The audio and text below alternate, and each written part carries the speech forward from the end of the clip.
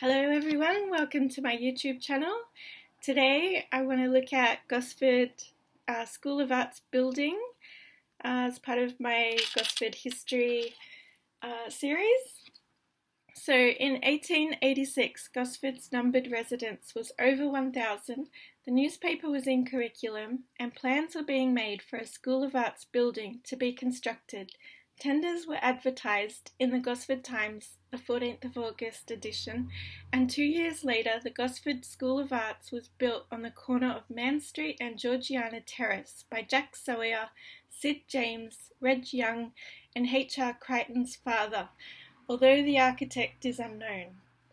There's a picture of the building as it was in the 1900s, and as it stood in the Gosford area. You can see Brisbane Water in the background there. It was one of many School of Arts under a movement of mechanics and literary institutes being established during the 19th and 20th centuries. Nearly every country town in Australia had its School of Arts, the earliest in Hobart in 1827 as the Mechanical Institute, followed by the Sydney Mechanics School of Arts in 1833, and the Melbourne Mechanics Institute, later renamed the Melbourne Athenaeum. Yeah, I think a few of them were called Athenaeums, but they were School of Arts institutes. That one was in 1839. Each generally housed a hall, library, reading rooms, facilities for games, and programs of education and entertainment, all for the purpose of providing technical classes and a public library. At the time, mechanic meant artisan, tradesman, or working man, and the mechanics education was particularly for providing a model for setting up community facilities and amenities. So yeah, it was about progress, advancement in the country. So the Mechanics Institute's School of Arts movement was instituted by George Birkbeck, who started giving free lectures in Scotland around 1799 and later formed the very first Mechanics Institute in London in 1823, which was transplanted throughout the British Empire, including New Zealand, Canada, and America during the colonial era. So this is a picture of George Birkbeck, FRS. So when we see initials after names, they're generally Freemason initials, meaning different titles. He was an Englishman that lived 1776 to 1841, a physician, academic, philanthropist, pioneer in adult education, and a professor of natural philosophy at the Andersonian Institute. He is the founder of Birkbeck University of London and was head of Chemical Society. And here stands George Birkbeck's family mausoleum at Kensal Green Cemetery, London.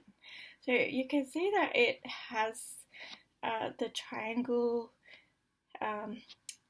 top and circle it, and the pillars on each side. It kind of looks like some of the buildings themselves, especially the one that I see in Gosford. Anyway, the Sydney Mechanics School of Arts had already progressed 50 years since March 1833, when 50 stonemasons, carpenters, blacksmiths and their families, and 5 clergymen brought straight from Scotland to Sydney to teach there. The stated purpose of the institution was the diffusion of scientific and useful knowledge as extensively as possible throughout the colony. So yeah, they were all about progressing knowledge and science. This is a picture of inside the room at the Sydney Mechanics School of Arts, which later became the Art House Hotel. As you can see, there's lots of books and men.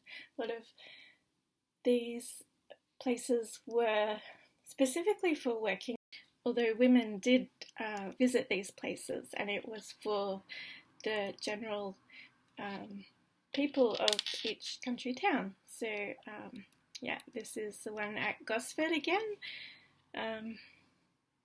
Sir Henry Parkes opened Gosford School of Arts on April 5th, 1889, and presented a number of his own books, including his poems and speeches, Verveen's History of Australian Explorations, and volumes on free trade and political economy. Sir Henry Parkes, GCMG, was an Australian politician and Premier of the colony of New South Wales back in the 1800s. He was a Knight Commander of the Order of St. Michael and St. George, which is, a Freemasonic title again, in 1877, and Knight Grand Cross of the same order in 1888. His image appears on the Australian $1 coin of 1996 and on the Centenary of Federation Commemoration Australian $5 note issued in 2001. So there is Sir Henry Parkes. And another thing is when someone is called Sir or Vale or have those titles, they're generally Freemasons too. So I find this is a common theme throughout our history. So it's, worth noting.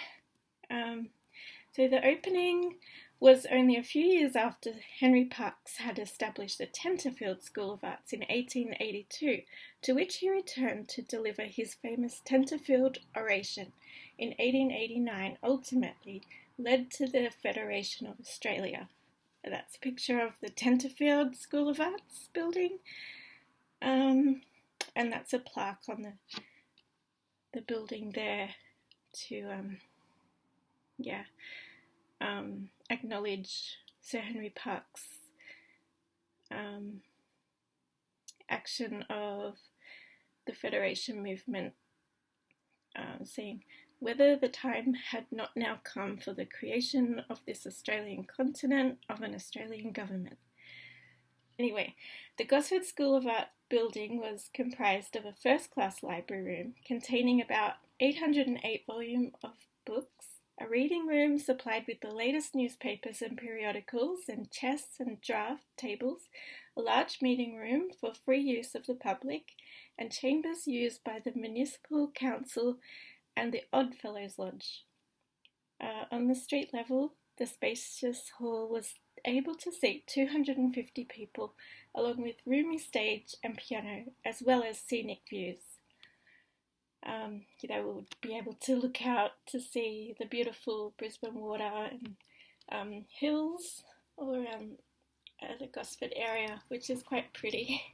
In 1897, it was the venue for the first screening of pictures on the Central Coast. I'm not sure what pictures they were, if it was like a movie or something, but that would be interesting to know what pictures they saw as the first screening there. In 1906, the library had 1,074 books. In 1927, the building was damaged by fire. Starting at midnight at the back of the property, the main hall, small rooms, library and large rooms, and all contents except for the piano were destroyed. It was insured and had a new brick building. A new brick building was constructed on top of the sandstone basement in 1929, although smaller than the original building, and meetings continued for the next few years. In 1940, the Department of Education bought the building along with the primary school land it was situated next to. So this is a newspaper clipping of when the School of Arts burnt down.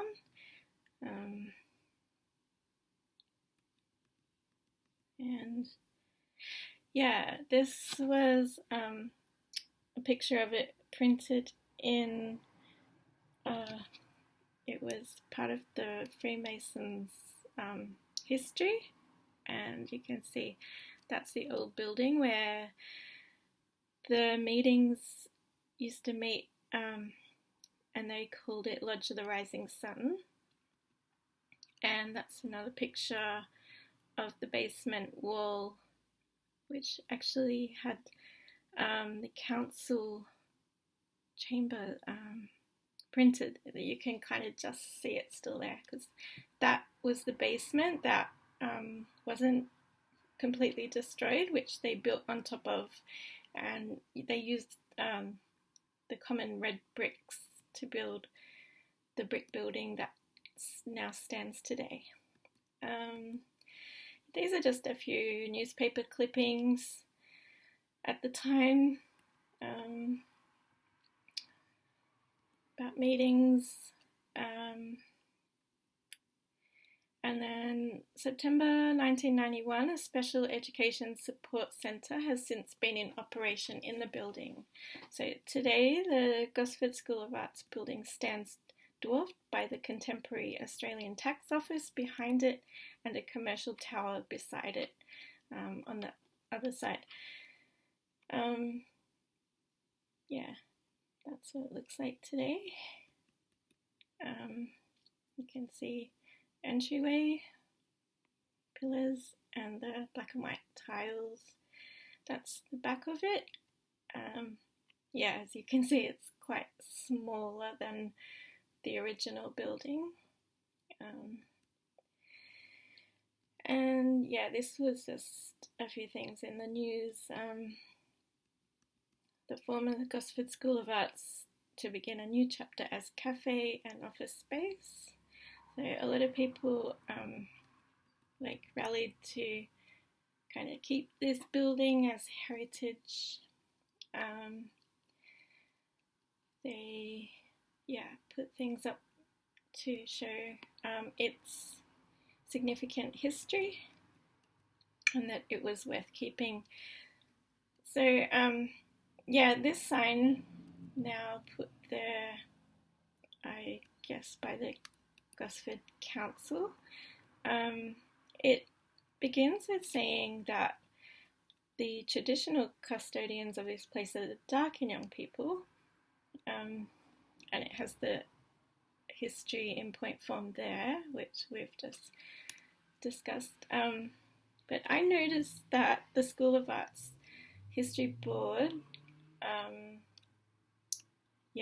it begins with saying that, which is like an acknowledgement to country, but it differs to the Kibble Park sign, which has been in Kibble Park for years as the history storyboard, and that says this place was home to the Ku-ring-gai people before white settlement. So I don't know when it was changed, but I did notice some time ago that a lot of these Darkinjung country signs were put up all around the roads in this area, and it seems to contradict the true history fact that this area was actually Ku-ring-gai and not Darkinjung. And that was a news clipping about the signs.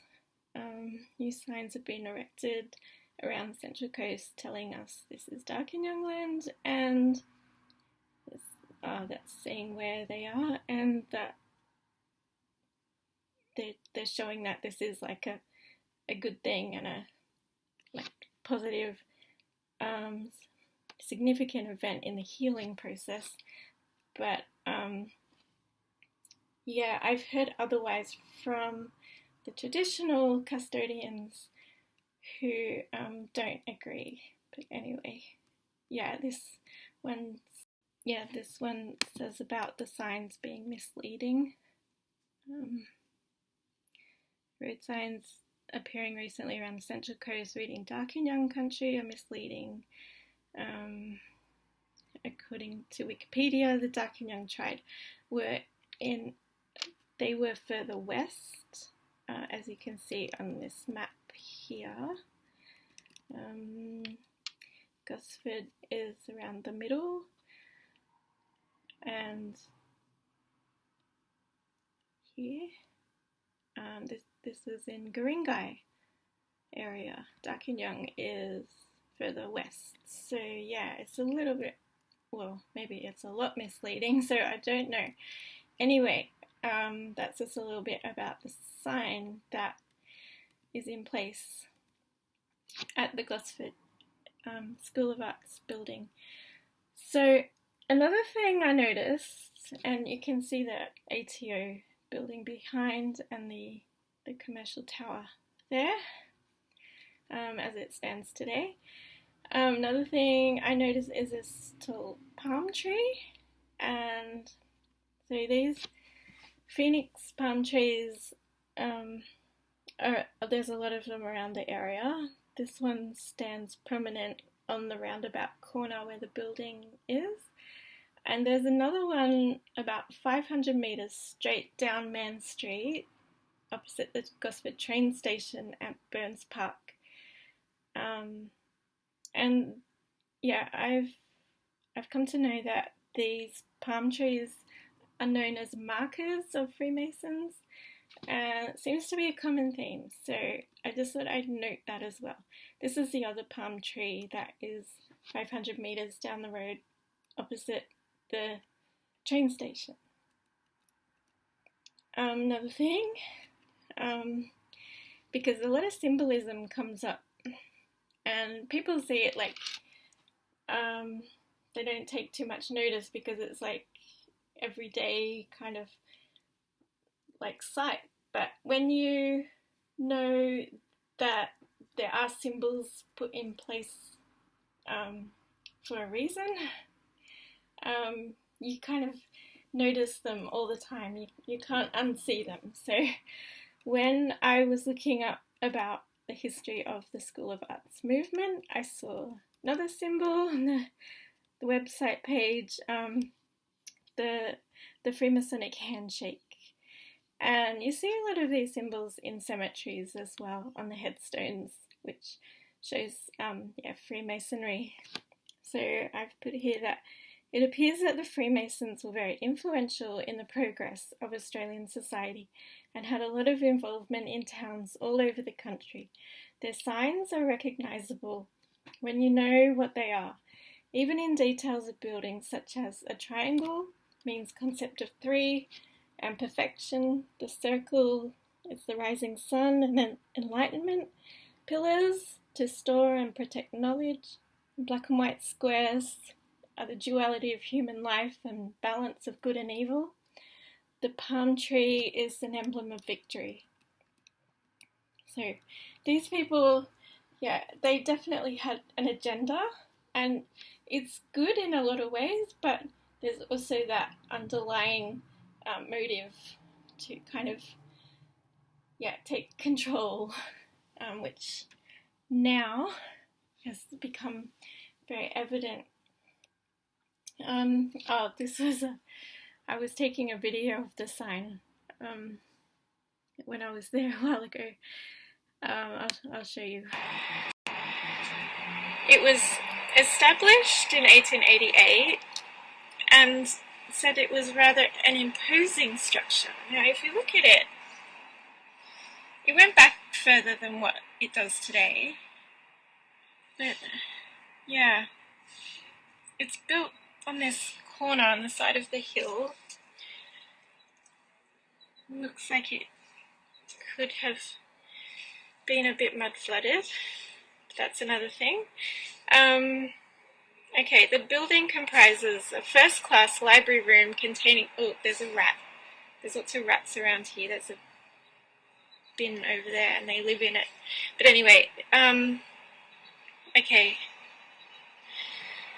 So this building had a reading room for free, which supplied all the latest papers.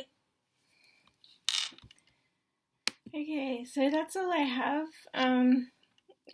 I lost a few videos and pictures that I'd taken in my old phone, but anyway, I've managed to get what I've got for you and salvage a few things and get together some more. So thank you for tuning in, and I'll be doing another episode soon. So take care and see you then.